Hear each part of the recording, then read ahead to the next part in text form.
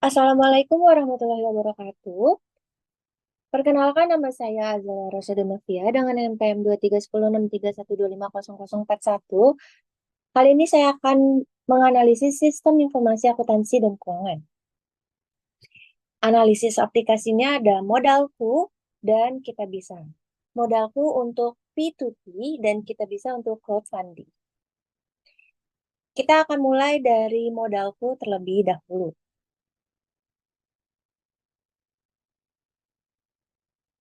Oke, teman-teman bisa dilihat di sini saya sudah masuk ke modalku. Di sini ada modalku, kita bisa lihat bagian depannya seperti ini ya teman-teman. Di sini ada kenali produk kami, ada cara kerja modalku, ada bagaimana kinerja modalku, terus di sini ada promosi-promosi, terus kata mereka tentang modalku, dan ini udah didukung oleh banyak pihak ya teman-teman. Nah, di sini kalau teman-teman butuh modal untuk UMKM teman-teman bisa banget teman-teman ketahui cara kembangkan bisnismu dan dukung UMKM di Modalku. Di sini sudah diberi izin oleh OJK ya teman-teman. Jadi teman-teman nggak usah khawatir. Terus teman-teman bisa lihat di sini ada perhatiannya. Teman-teman bisa baca. Di sini aku belum login sama sekali. Jadi kita akan coba login dulu. Di sini kita karena aku belum punya akunnya, teman-teman bisa ke daftar di sini. Terus teman-teman bisa pilih ya di sini sebagai pemberi dana atau penerima dana. Di sini aku pakai penerima dana. Nah, di sini aku di sini teman-teman bisa lihat ya, pahami kebutuhan pendanaan Anda. Terus aku akan daftar.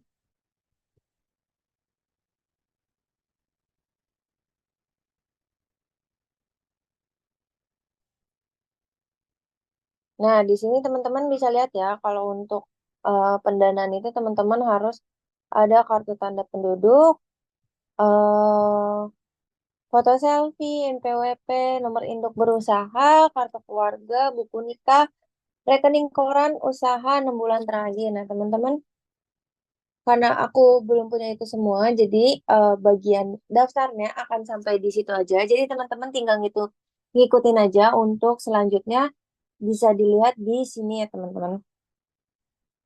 Terus di sini selain kita bisa masuk, kita bisa lihat statistik juga.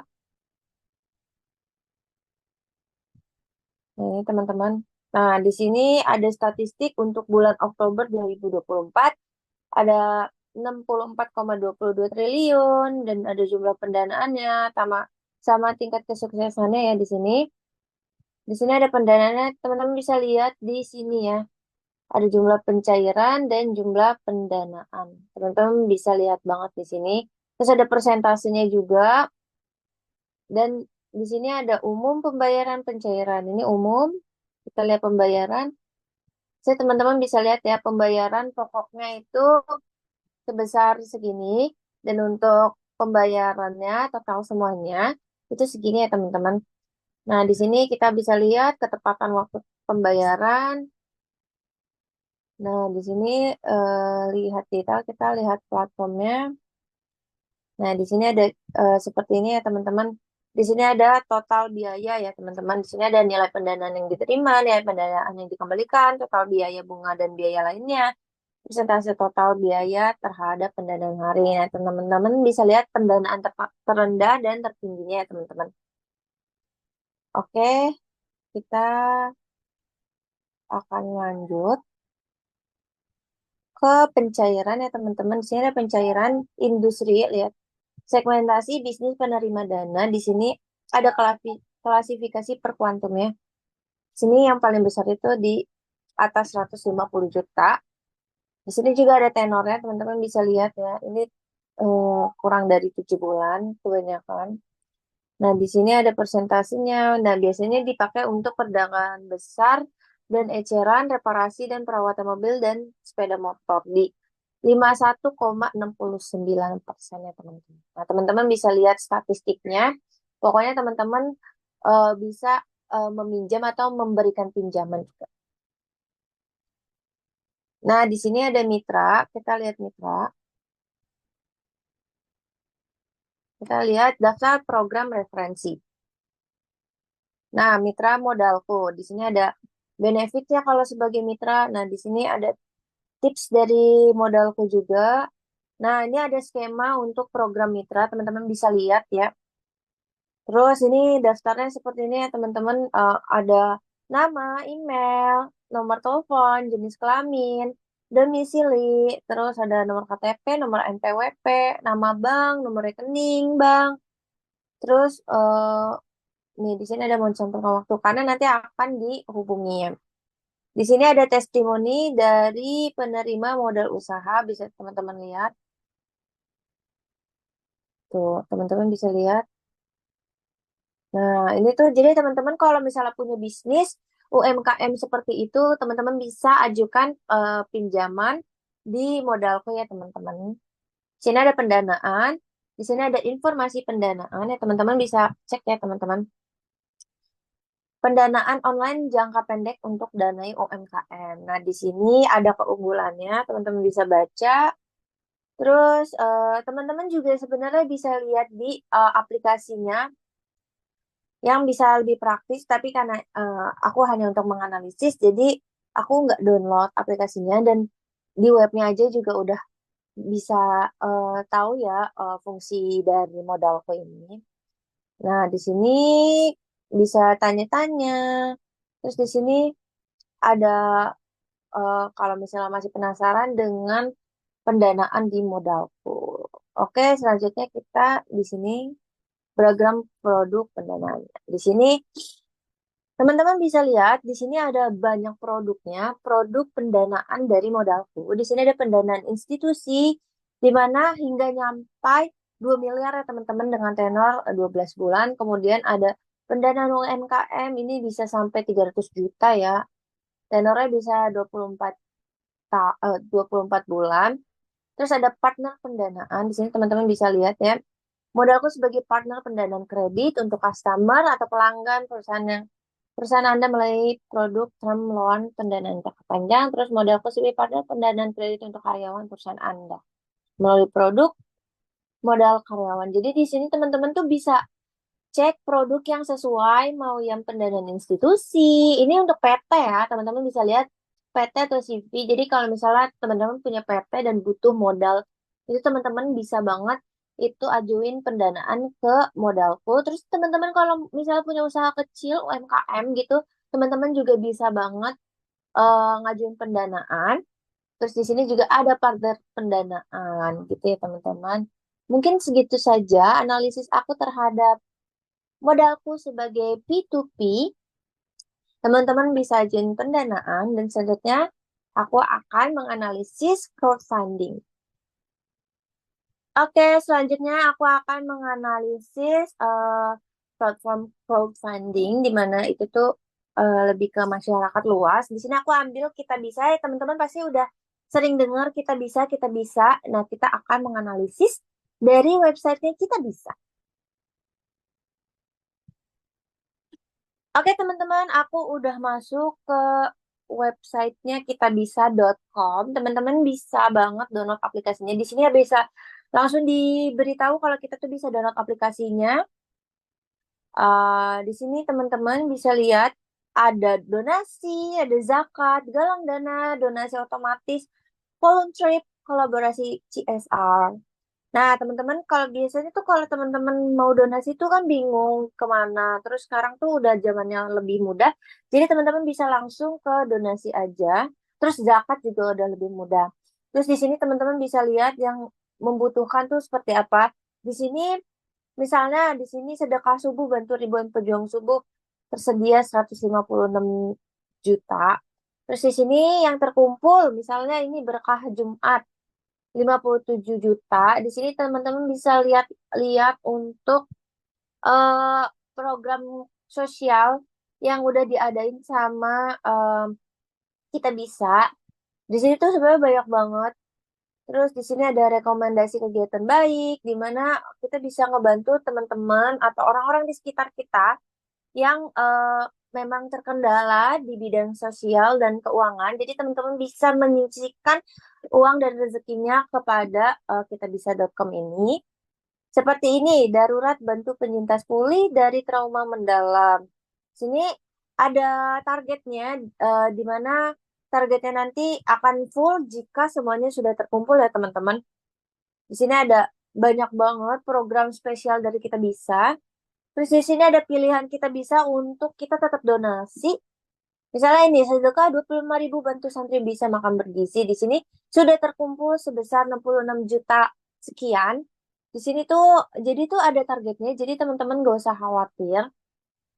Terus kemudian di sini ada kategori. Misalnya kalian tuh lebih seneng donasi ke bencana alam.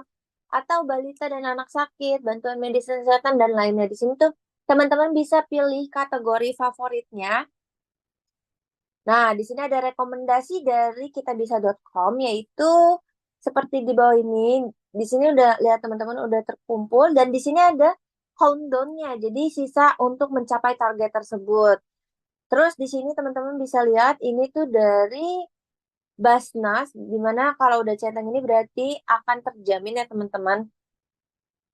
Nah, di sini sudah bisa teman-teman lihat. Nah, terus di sini ada doa-doa juga dari orang-orang baik.